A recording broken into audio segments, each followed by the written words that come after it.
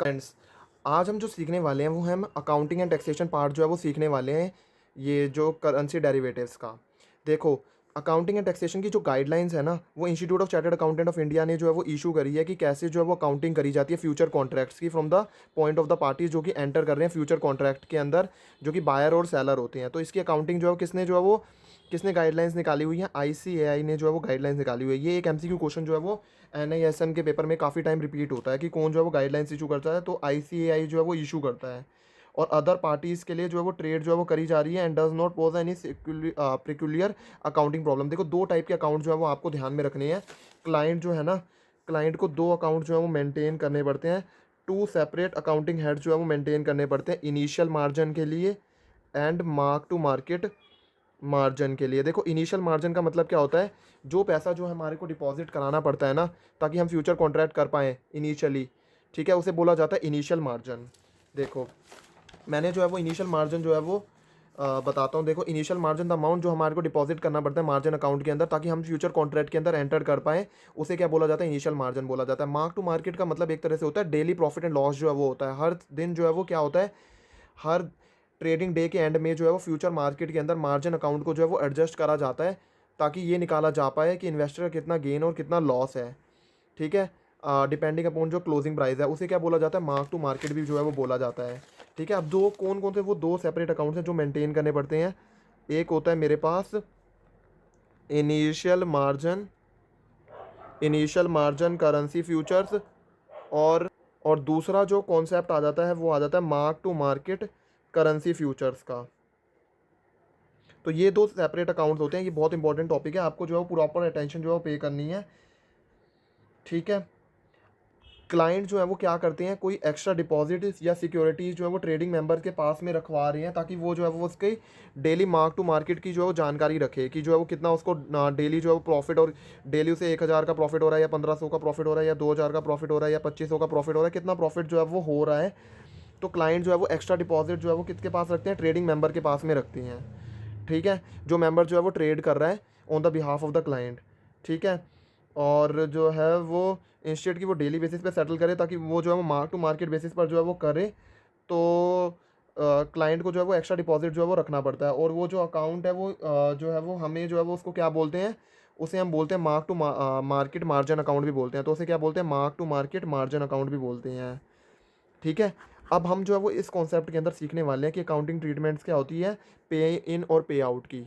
देखो, funds transfer करने के ना स्टॉक मार्केट के अंदर दो मेथड होते हैं, एक होता है पे इन और एक होता है पे आउट। पे इन का मतलब क्या होता है? पे इन का मतलब समझने से पहले हमारे को ये मतलब समझना पड़ेगा कि जो है वो क्लियरिंग मेंबर का मतलब क्या होता है। देखो, क्लियरिंग मेंबर का मतलब है जो पैसा जो है वो बायर से लेकर जो है वो सेलर तक पहुँचाएगा ना, वो क्लियरिंग मेंबर होगा। इसके बाद जो है वो हमारे को एक कॉन्सेप्ट और समझना पड़ेगा इसका मतलब जानने के लिए, कि ब्रोकर क्या होता है। ब्रोकर क्या करता है? वो जो है वो एक जैसे मेरे जैसे आप जैसे पर्सन को जो है वो क्या जोड़ देता है, वो जो है वो मार्केट से जोड़ने का काम करता है। वो कौन होता है? ब्रोकर। ब्रोकर मतलब हम जो है वो सीधा मार्केट में पैसा नहीं लगाना चाह रहे, हम जो है वो किसके थ्रू जो है वो एक ब्रोकर के थ्रू जो है वो पैसा लगाते हैं, उसे बोला जाता है ब्रोकर, ठीक है। पे इन के अंदर जो है वो कैसे क्या जो है वो ट्रांजेक्शन होती हैं, जैसे जो इसके अंदर क्या होता है, जो है फंड जो है वो क्या होता है, वो रूट करे जाते हैं, फंड जो है वो ट्रांसफ़र करे जाते हैं। देखो, यहाँ पर जो फंड्स है ना वो ट्रांसफ़र करे जाते हैं बैंक अकाउंट से डीमैट अकाउंट के अंदर, ठीक है। और जो है वो पे आउट के अंदर क्या करा जाता है, मनी जो है वो ट्रांसफ़र करा जाता है डीमैट अकाउंट से। पैसा जो है वो निकाल कर जो है वो कहाँ पर जो है वो ट्रांसफ़र करा जाता है, वो बैंक अकाउंट के अंदर जो है वो ट्रांसफ़र करा जाता है। मतलब जो पे आउट होता है ना, पे आउट के अंदर क्या करा जाता है, जो क्लियरिंग जो एजेंसी है वो क्या करती है, वो सेलर को पैसा दे देती है, क्योंकि सेलर के पास पहुँचाना है, और बायर से पैसा ले लेती है। और ठीक है, ये उसे बोला जाता है पे आउट। और पे इन के अंदर जो है वो क्या करा जाता है, बायर को शेयर दे दिए जाते हैं, और जो है वो क्या करा जाता है, बायर के ब्रोकर को शेयर दे दिए जाते हैं, और जो है मनी जो है वो पैसा मनी जो है वो ट्रांसफ़र कर दिया जाता है। मतलब वो एक तरह से बैंक अकाउंट से डीमैट अकाउंट के अंदर चले जाएंगे, जो भी डीमैट अकाउंट होगा उसके अंदर चले जाएंगे, उसे बोला जाता है हमारे पास पे इन बोला जाता है, ठीक है। तो हमने यहाँ पे सीख लिया पे इन क्या होता है और पे आउट क्या होता है। देखो, पे आउट के अंदर ना कोई भी कैश आउटले जो भी इनिशियल मार्जिन या फिर मार्क टू मार्केट का होगा, वो हमारे को डेबिट करना पड़ता है इनिशियल मार्जिन करेंसी फ्यूचर के अंदर। देखो, पे आउट के अंदर क्या होगा, पेमेंट हो रही है, पैसा जो है वो कहाँ से जा रहा है, बायर से लेकर सेलर के पास जा रहा है। तो वो कौन से हेड के अंदर जो है वो हमें से डेबिट करना होता है, इनिशियल मार्जिन करेंसी फ्यूचर्स के अंदर जो है वो मुझे डेबिट करना होता है, या फिर मैं बोलूँ mark to market currency future के अंदर जो है वो डेबिट करना होता है। और आपको पता है कि अगर पैसा जाता है तो बैंक अकाउंट रियल अकाउंट है, रियल अकाउंट का रूल होता है credit means what goes out, तो हमारा बैंक अकाउंट जो है वो क्रेडिट हो जाता है क्योंकि पैसा जो है वो जा रहा है। और बैलेंस शीट डेट पर ये जो डेबिट बैलेंस है ना इनिशियल मार्जिन अकाउंट का, ये हमारे को कहाँ पर दिखाना होता है, करंट एसेट के अंदर, क्योंकि ये एक एसेट है, ठीक है। और इन केस अगर क्लाइंट जो है वो अपनी गारंटी, कोई स्पेसिफिक गारंटी प्रोवाइड करा या फिर स्पेसिफाइड सिक्योरिटी प्रोवाइड करा, तो उसका डिस्क्लोजर जो है वो दिया जाता है कि क्लाइंट जो है उसने कितनी जो है वो प्रोवाइड करी है बैंक गारंटी या स्पेसिफाइड सिक्योरिटीज। तो डिस्क्लोजर जो है वो कहाँ पर दिया जाता है, आपको ये बात ध्यान में रखनी है, नोट्स टू फाइनेंशियल स्टेटमेंट के अंदर डिस्क्लोजर जो है वो दिया जाता है। सिमिलरली अगर कोई डेबिट बैलेंस है एमटीएम का, वो भी जो है वो उसे क्या माना जाता है, लॉस माना जाता है, आपको ये बात ध्यान में रखनी है। और प्रोविजन जो है वो बनाया जाएगा इस लॉस के अगेंस्ट में। तो ये सारा का सारा पे आउट का कॉन्सेप्ट है। इसके अंदर कुछ भी चीज़ों के ऊपर क्या है जो है वो एग्जामिनर जो है वो क्वेश्चन बना देता है, मल्टीपल चॉइस क्वेश्चन। तो आपको ये बात ध्यान में रखनी है कि पे आउट का मतलब क्या होता है, कौन कौन से अकाउंट जो है डेबिट करे जाते हैं, ये होता है। लेकिन ये हो गया हमारे पास कॉन्सेप्ट सीखने वाला पे आउट। अब हमारे को जो अगला कॉन्सेप्ट सीखना है वो होता है पे इन का। देखो पे इन के अंदर हमें क्या सीखने के लिए मिलता है, कोई भी कैश इनफ्लो होगा किसको होगा, सेलर को होगा, वो on account of mark to market settlement के अंदर हो रहा है या mark to market currency future के अंदर हो रहा है, वो क्रेडिटेड होगा। एंड बैंक अकाउंट जो है वो हम डेबिट करेंगे। देखो बैंक अकाउंट को हम डेबिट करके हम जो है वो किसको जो है वो क्रेडिट कर देते हैं, एमटीएम सेटलमेंट कर रहे हैं तो या फिर जो है वो मार्क टू मार्केट जो है वो करेंसी फ्यूचर्स, ये जो है वो क्रेडिटेड हो जाते हैं और बैंक अकाउंट जो है वो डेबिट हो जाता है। क्यों? क्योंकि पैसा आया और रियल अकाउंट का रूल होता है debit means what comes in, तो ये हमारा डेबिट हो गया। और बैलेंस शीट डेट पर जो क्रेडिट बैलेंस है उसे हम जो है वो कहाँ पर शो करते हैं, इसको करंट लाइबिलिटी के अंदर जो है शो करते हैं, under the head current liabilities and provisions. तो ये तो हमने पढ़ लिया कि अकाउंटिंग एंट्रीज क्या होती है, लाइव पोजीशंस की, पे आउट एंड पे इन अच्छे से सीख लिया। अब हमारे को जो अगला टॉपिक सीखने के लिए मिलता है वो होता है अकाउंटिंग एंट्रीज क्या होती है एक्सपायर्ड और कैंसिल्ड पोजीशन की। देखो जो भी पोजीशन जो है वो एक्सपायर्ड हो गई है का मतलब क्या है, जो ख़त्म हो गई है, या फिर जो है वो कैंसिल्ड पोजीशन जिसको कैंसिल करा गया है, तो उसकी जो है वो काउंटिंग ट्रीटमेंट क्या रहती है। देखो प्रॉफिट और लॉस जो है वो कैलकुलेट करा जाता है, जो भी डिफरेंस होगा ना, जो भी फाइनल सेटलमेंट पर डिफरेंस हुआ है और जो भी उसका कॉन्ट्रैक्ट प्राइस था, मान लो फाइनल सेटलमेंट 1500 पर हुआ है और जो है कॉन्ट्रैक्ट का प्राइस था 1200 रुपये का, ठीक है।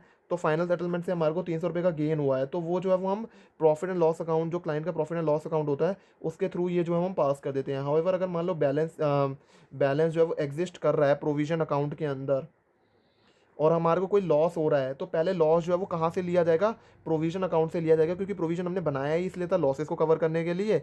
तो अगर कोई भी लॉस हो रहा है तो वो पहले जो है प्रोविजन अकाउंट के अंदर से जो है वो लिया जाता है, बाद में जो है वो कहाँ से लिया जाता है, प्रॉफिट एंड लॉस अकाउंट से।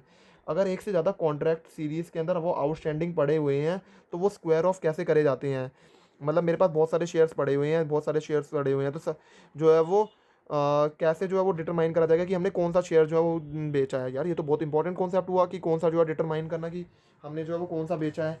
वो जो है वो हम देखते हैं first in first out method से। देखो पहले जो शेयर आया ना उसको पहले बेचा जाएगा, जो बाद में आया उसे बाद में जो है वो बेचा जाएगा, अगर हम प्रॉफिट एंड लॉस जो है वो कंप्यूट करते हैं स्क्वेयरिंग ऑफ पर, ठीक है। इसके बाद जो है वो हमारे को सिक्योरिटी ट्रांजैक्शन टैक्स जो है वो सीखने के लिए मिलता है। देखो सिक्योरिटी ट्रांजैक्शन टैक्स जो है वो कौन सा टैक्स होता है, जो लेवी के किस पे करा जाता है। कई लोग बच्चे कंफ्यूज होते हैं वो परचेज पर ही लेवी होता है, नहीं, ये परचेज पर भी लेवी होता है और सेल ऑफ सिक्योरिटीज़ दोनों पर जो है वो एसटीटी जो है वो लेविड हो जाता है, लेविड होता है, ठीक है। और ये जो है वो उन सिक्योरिटीज़ पर जो भी लिस्टेड है स्टॉक एक्सचेंज पर, उन पर जो है वो लगाया जाता है सिक्योरिटी ट्रांजैक्शन टैक्स। और ये जो है वो equity, derivative, equity oriented mutual फंडों सभी पर जो है वो लगाया जाता है। और अगर कोई भी डेरिवेटिव ट्रांजेक्शन्स है, कोई भी डेरिवेटिव के अंदर ट्रांजेक्शन जो है वो करी गई हैं, तो एक्सचेंज जिसके ऊपर जो ट्रांजेक्शन है उसको जो है वो क्या करना है, एसटीटी जो है वो डिडक्ट करना पड़ेगा। और वो जो है वो एसटीटी डिडक्ट करके किसको जमा कराना है, गवर्नमेंट को जमा कराना है। ट्रेडर को जो है सिक्योरिटी ट्रांजेक्शन टैक्स जो है वो पे करना होता है ऑन द डेरिवेटिव ट्रांजेक्शन। और उनके रेट्स क्या क्या हैं, देखो रेट जो है वो आपको याद रखने हैं एमसीक्यू क्वेश्चंस के लिए। टैक्सेबल सिक्योरिटीज ट्रांजेक्शन है तो sale of option in the securities है तो एसटीटी का रेट क्या होता है 0.05%, और कौन पे करता है, सेलर। तो अगर हम ऑप्शन के अंदर ट्रेडिंग कर रहे हैं तो कौन पे करेगा, सेलर, और रेट क्या होता है 0.05% का। लेकिन अगर हम ऑप्शन सिक्योरिटीज जहाँ पर ऑप्शन जो है वो एक्साइज हो रहा है तो कौन पे करेगा, परचेजर, और जो है वो कितना रेट होता है 0.0125% का। लेकिन अगर सेल जो है वो फ्यूचर कॉन्ट्रैक्ट्स का हो रहा है तो सेलर पे करेगा और 0.01% होता है। और वैल्यू जो है टैक्सेबल सिक्योरिटी ट्रांजेक्शन की जो भी ऑप्शंस के अंदर होती है उसे क्या बोला जाता है, ऑप्शन प्रीमियम। देखो ऑप्शन को जो है वो परचेज करने के लिए ना, ये हमने ऑप्शन कॉन्ट्रैक्ट के अंदर पढ़ा भी था कि जब भी हम एक ऑप्शन कॉन्ट्रैक्ट परचेज करा जाता है ना तो बायर को जो है वो क्या करना पड़ता है, एक प्रीमियम पे करना पड़ता है, उसे बोला जाता है ऑप्शन प्रीमियम। और अगर सेल हो रहा है तो वैल्यू ऑफ टैक्सेबल सिक्योरिटीज़ जो है वो उसको जो है वो जिस वैल्यू पर जो है काटा जा रहा है सौदा उसे बोला जाता है सेटलमेंट प्राइस। और अगर मान लो सेल करा जा रहा है ऑप्शन सिक्योरिटीज़ के अंदर जहाँ पर ऑप्शन एक्साइज है तो उसे क्या बोला जा रहा है, सेटलमेंट प्राइस जो है वो बोला जा रहा है। STT की खास बात क्या होती है, ये एप्लीकेबल होता है on all the sale transaction for both future and option, चाहे वो फ्यूचर की कॉन्ट्रैक्ट्स हो या फिर ऑप्शन की कॉन्ट्रैक्ट हो, दोनों पर जो है वो क्या लगता है, STT लगता है। देखो STT के लिए जो है वो हर फ्यूचर ट्रेड जो है वो हम उसे एक्चुअल ट्रेडेड प्राइस पर वैल्यू करते हैं, एंड ऑप्शन ट्रेड को हम जो है वो किस पर वैल्यू करते हैं, प्रीमियम पर। तो ये भी कॉन्सेप्ट जो है पूछा जाता है कि फ्यूचर ट्रेड्स को हम जो है वो एक्चुअल ट्रेडेड जिस प्राइस पर वो ट्रेड हो रहा है, मान लो 1500 पर 1600 पर किस प्राइस पर ट्रेड हो रहा है उस पर देखते हैं। लेकिन ऑप्शन ट्रेड के अंदर हम मन मर्जी मालिक होते हैं, मेरा मन करेगा तो मैं खरीदूंगा, नहीं मन करेगा तो नहीं खरीदूंगा, और खरीदूंगा तो मेरे को वैसे भी बट मेरे को प्रीमियम तो पे करना ही पड़ता है। तो ऑप्शन ट्रेड जो है वैल्यूड होता है प्रीमियम पर। ऑन दिस वैल्यू STT जो है वो जो भी प्रिस्क्राइब्ड है वो डिटरमाइन करा जाता है, ताकि हम STT की लाइबिलिटी जो है वो निकाल पाएँ। अगर मान लें वॉलेंट्री या फिर फाइनल एक्सरसाइज हो रहा है ऑप्शन कॉन्ट्रैक्ट का, तो STT जो है वो सेटलमेंट प्राइस पर जो है वो निकाला जाता है, ताकि पता चल पाए कि अगर हमारा ऑप्शन कॉन्ट्रैक्ट अगर इन मनी है तो वो सेटलमेंट प्राइस पर जो है वो निकाला जाता है। STT जो क्लियरिंग मेंबर जो पे जो करता है वो सम टोटल होता है STT जो भी सारे के सारे ट्रेडिंग मेंबर्स ने जो है पे करा है क्लियरिंग करने पर। तो ये हमने सीख लिया STT का क्या रोल रहता है। देखो टैक्सेशन क्या होता है प्रॉफिट एंड लॉस का ऑन डेरिवेटिव कॉन्ट्रैक्ट्स पर। देखो जो 5-6 से पहले जो भी ट्रांजेक्शन जो हम डेरिवेटिव्स के अंदर करते थे वो जो है वो उसको क्या बोला जाता था, स्पेकुलेटिव ट्रांजेक्शन जो है वो बोला जाता था जब हम टैक्स लाइबिलिटी निकालते थे। तो सेक्शन नंबर 43(5) जो इनकम टैक्स एक्ट का, उसने स्पेकुलेटिव ट्रांजेक्शन्स को बताया कि कोई भी परचेज या सेल हो रही है कमोडिटीज़ के अंदर, कोई भी परचेज या सेल हो रही है स्टॉक्स के अंदर, शेयर्स के अंदर, वो हम अगर एक्चुअल डिलीवरी के अलावा अगर हम सेटल करें जहाँ पर डिलीवरी नहीं है, तो आपको क्या बात दिमाग में रखनी है, अगर डिलीवरी नहीं है तो उसे क्या बोला जाता है, उसे जो है वो बोला जाता है कि वो स्पेकुलेटिव ट्रांजेक्शन है। ठीक है। लेकिन जो है वो सच ट्रांजेक्शन जो भी एंटर जो भी हो रही हैं वो कौन एंटर करता है, हैजर और स्टॉक एक्सचेंज मेंबर जो है वो एंटर करते हैं स्पेकुलेटिव ट्रांजेक्शन्स के अंदर। ठीक है। और मोस्ट ऑफ द ट्रांजेक्शन जो भी डेरिवेटिव के अंदर जो एंटर करी जाती हैं वो स्पेकुलेटिव ट्रांजेक्शन्स ही होती हैं, जो कि सट्टा लगाने वाली बात हो गई। ठीक है। और दोनों और सभी का जो है सेपरेट ट्रीटमेंट होता है, कैरी फॉरवर्ड कितना जो है वो लॉस जो भी इन ट्रांजेक्शन्स पर आ रहा है, जो भी लॉस जो डेरिवेटिव ट्रांजेक्शन पर आ रहा है वो हम स्पेकुलेटिव इनकम से ही सेट ऑफ कर सकते हैं, और वो हम किसी और इनकम से जो है वो सेट ऑफ नहीं कर सकते। और ये बात आपको ध्यान में रखनी है। और जो लॉस है वो हम उसे 8 सालों तक कैरी फॉरवर्ड कर सकते हैं। और जो लॉस डेरिवेटिव ट्रांजेक्शन्स पे, लेकिन अब जो है वो क्या हो गया, अमेंडमेंट के बाद जो है वो 2005 के अमेंडमेंट के बाद, पहले तो लॉस को हम जो है वो किसी और से नहीं सेट ऑफ कर सकते थे ना, अब हम सेट ऑफ कर सकते हैं any other income during the year, लेकिन सैलरी इनकम से सेट ऑफ नहीं कर सकते। अगर मान लो हमने सेट ऑफ नहीं भी कर पाए हैं तो हम जो है वो क्या कर सकते हैं, कैरी फॉरवर्ड कर सकते हैं सब्सीक्वेंट असेसमेंट ईयर से तक, एंड उसे हम बाद में कोई भी नॉन स्पेकुलेटिव इनकम से हम जो है वो, मान लो कोई और मतलब सट्टे के अलावा कोई और इनकम आई है, जो है वो हाउस प्रॉपर्टी की इनकम है या किसी और की इनकम है, तो हम उससे सेट ऑफ कर सकते हैं और 8 सालों तक हम उसे कैरी फॉरवर्ड कर सकते हैं। देखो इसके अंदर हमें एक डिस्क्लोजर रिक्वायरमेंट का भी कॉन्सेप्ट जो है सीखने के लिए मिलता है।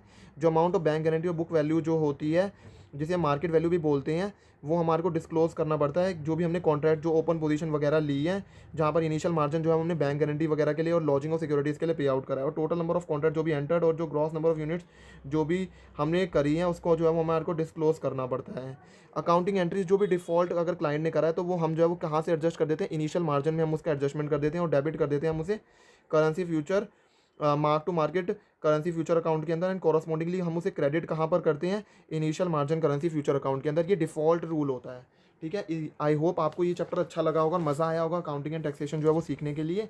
और यहाँ पर हमारा अकाउंटिंग एंड टैक्सेशन पार्ट जो करेंसी डेरिवेटिव्स का है वो खत्म हो जाता है। आई होप आपको वीडियो पसंद आई होगी। अगर आपको ये वीडियो पसंद आई है तो आप वीडियो को जो है वो लाइक ज़रूर करना और शेयर ज़रूर करना, एंड चैनल को सब्सक्राइब करना मत भूलना। Thank you everyone for watching my video.